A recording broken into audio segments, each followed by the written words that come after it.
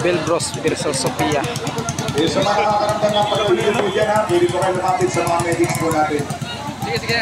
Para ma-check lang po ang inyo po mga BP at kung okay lang pa kayo.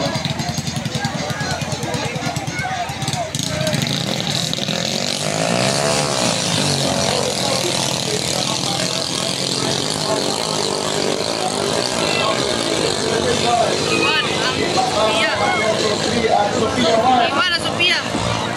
Si Sophia 1 yung nasa kanan, nakasaliwa naman po ang Belbros 3.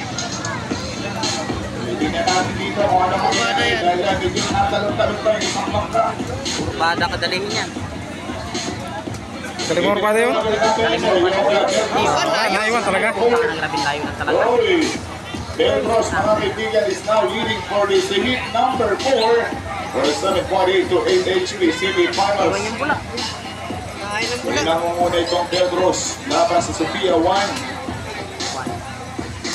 Di na rin iba tapos ang laban. Unang buhay o unang buhay pa lamang po inalagpasan.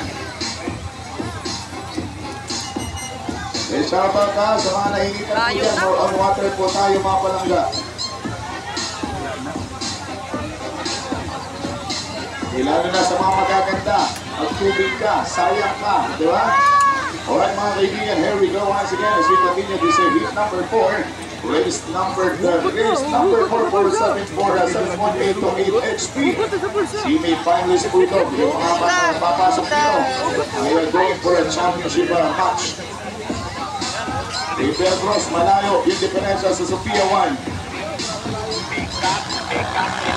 Belbros 3 mga kaibigan ang mangunguna. And congratulations!